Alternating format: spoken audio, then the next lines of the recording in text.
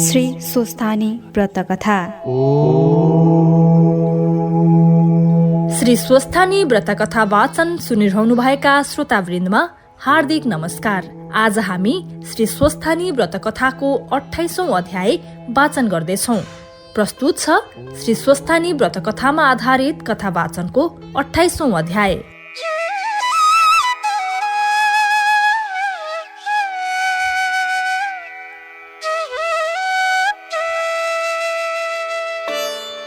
कुमारजी आज्ञा गर्नुहुन्छ, हे अगस्त्य मुनि।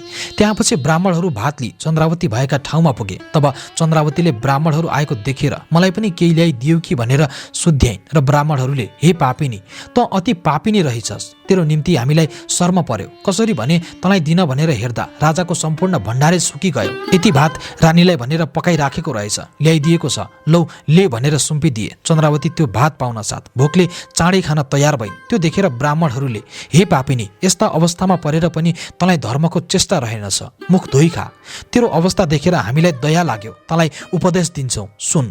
निरञ्जन निराकार रूप स्वस्थानी परमेश्वरीको व्रत गर, त्यस व्रतका प्रभावले तेरो उद्धार होला। ब्रह्मा इत्यादि पाप गरेको भए पनि नाश होला। यति उपदेश गरेर ब्राह्मणहरू आफ्नो घर गए। तब चन्द्रावती अति कष्टले 4 हात खुट्टा टेकेर मुख धुन साली नदीमा गइन्। तब साली नदी पनि सुक्दै गइन् र चन्द्रावती दुःख मान्दै रोइ कराई माथि आई, मुख नधोई खाउँ भनेर भात हातमा लिँदा खरानी भयो र खरानी पनि खाउँ भन्दा ठुलो बतास आई उडाइ लग्यो। तब काटेको रुख ढल्दा चाहिँ ढलेर भूमिमा परी अत्यन्तै कष्ट पाई 5 वर्षसम्म साली नदीका तटमा मूर्छा भइरहिन्। फेरि चेष्टा भयो र मैले के अपराध गरेको रहेछु भन्दै रोइ कराई अनेक थरीका विषाद गरेर दुःखका समुद्रमा डुबिरहेकी थिइन्। त्यसपछि पौष शुक्ल पूर्णिमाको दिन आयो र स्वस्थानी परमेश्वरीको व्रत आरम्भ गर्न स्वर्गका अप्सराहरू साली नदीमा स्नान गर्न आए। स्नान गरिसकेर सूर्यलाई अर्घ दिई बालुवाको शिवलिङ्ग बनाई श्री महादेवको पूजा गर्न लाग्दा चन्द्रावतीले देखिन् र अप्सराहरूको नागिजे गई भनिन्,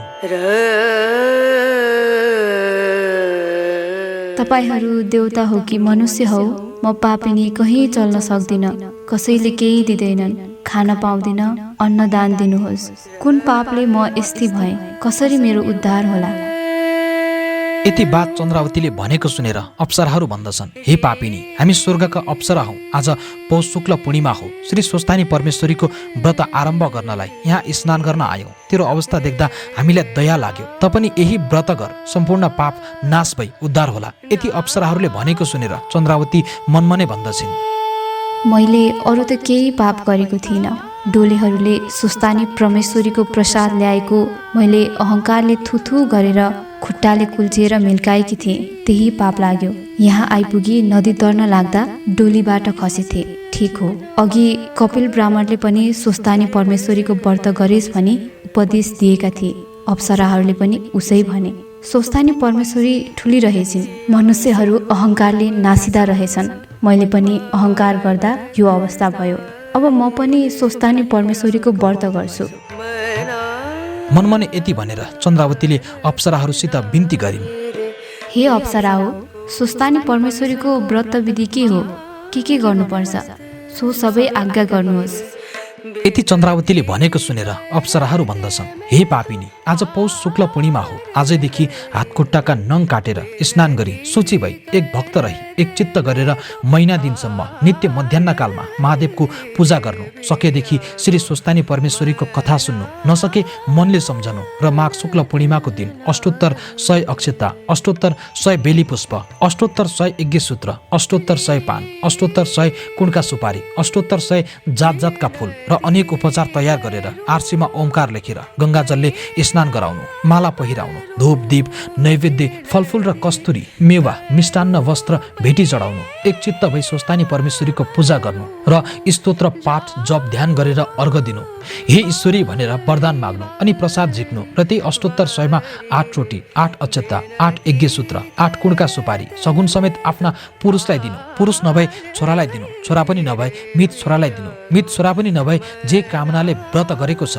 मेरो फलानु कामना सिद्ध हवस् भनेर गङ्गामा बहाउनु, 100 रोटी आफूले फलहार गर्नु, रात्रिमा जागरण बस्नु। यति गरिसकेपछि तेरो सम्पूर्ण पाप नाश भई इच्छा सिद्धि होला। हे पापिनी, अन्यथा नमानेस्। अब हामी जान्छौँ भनी अप्सराहरू स्वर्ग गए। त्यसपछि चन्द्रावतीले अप्सराहरूको उपदेश मानेर साली नदीमा स्नान गरी एक भक्त रहेर एकचित्त गरी नित्य मध्याह्न कालमा महादेवको पूजा गरेर स्वस्थानी परमेश्वरीलाई मनले सम्झिरहिन्। यस कर्मले व्रत गर्दामा चन्द्रावतीको पाप घट्दै गयो, कुष्ठरोग निको हुँदै गयो र दिव्य देह हुँदै आयो। महिना दिन भयो र माघ शुक्ल पूर्णिमाका दिन सम्पूर्ण सामग्री तयार पारेर अप्सराहरू श्री स्वस्थानी परमेश्वरीको पूजा गर्न फेरि साली नदीमा आए। चन्द्रावतीले देखिन् र तिनका नागिजे गई भनिन्,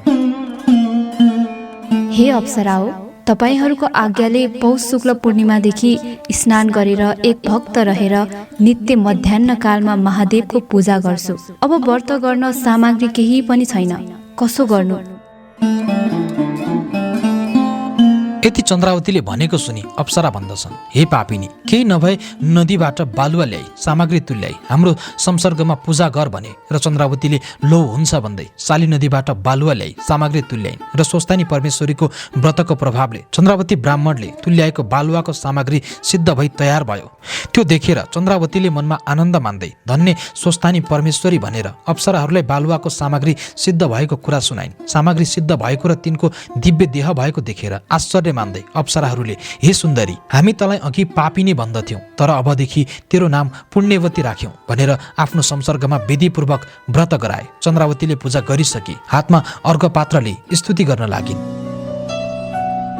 हे ईश्वरी, अघि मैले अज्ञानले अहंकार गरेर तपाईको अनेक तरहले निन्दा गरेथे, त्यो मेरो अपराध क्षमा गर्नुहोस्। हे लोकेश्वरी, तपाई कस्ती भने सम्पूर्ण प्राणीका हृदयमा बसेर पाप पुण्यका साक्षी भइरहनु भएकी, यस्ती तपाईलाई कोटी कोटी नमस्कार। हे परमेश्वरी, सृष्टिकर्ता पनि तपाई एक मूर्तिले तीन मूर्ति ब्रह्मा विष्णु महेश्वर भइरहेकी यस्ती तपाईलाई कोटी कोटी नमस्कार। हे ईश्वरी, पृथ्वी जल तेज वायु आकाश यति 5 तत्त्व पनि तपाई, देवताका देवता पनि तपाई, स्थूल र सूक्ष्म पनि तपाई, त्रैलोक्य नाथ पनि तपाईलाई कोटी कोटी नमस्कार। हे ईश्वरी, तपाईको स्तुति गर्न 1000 जिब्रो भएका शेषनाग सरस्वती र सृष्टिकर्ता ब्रह्माले पनि नसकेको म जस्तीले के सकुला। म पापिनीको पूजाले प्रसन्न भई मलाई यस दुःखका समुद्रबाट पार गर्नुहोस्। यति भन्दै अर्घ दिन सबै पूजा भइसक्यो र अप्सराहरू प्रसाद झिकेर, हे पुण्यवती, अब हामी जान्छौँ भनी स्वर्गमा गएपछि चन्द्रावती साली नदीका तटमा तृणको छाप्रो बनाई श्री स्वस्थानी परमेश्वरीलाई मनले सम्झेर रात्रिमा जागा भइरहिन्। प्रातकाल भयो र साली नदीमा स्नान गरेर अष्टोत्तर 100मा 8 यज्ञसूत्र 8 पान 8 रोटी 8 कुणका सुपारी सगुन समेत हातमा लिएर भनिन्, हे ईश्वरी, मेरो पुरुष यहाँ छैनन्, कसलाई दिउँ? मेरो पति नवराजसित चाँडै भेट होस्। यति भनेर उनले 8 यज्ञसूत्र 8 पान 8 रोटी 8 कुणका सुपारी सगुन समेत गरी नदीमा बगाइन्। 100 रोटी आफूले फलहार गरिन्। अत श्री स्वस्थानी परमेश्वरीको व्रतका प्रभावले चन्द्रावतीको सबै पाप नाश भई अघि भन्दा पनि दिव्य देह भयो। त्यो देखेर मनमा आनन्द मान्दै धन्य स्वस्थानी परमेश्वरी भन्दै बारम्बार प्रणाम गर्दै भइन्। हवस् त श्रोतावृन्द, श्री स्वस्थानी व्रत कथाको 28औं अध्याय यही सकिन्छ। कथाको 29औं अध्याय लिएर अर्को श्रृङ्खलामा उपस्थित हुनेछौँ। श्री स्वस्थानी माताले हामी सबैको रक्षा गरून्। नमस्कार। श्री स्वस्थानी व्रत कथा।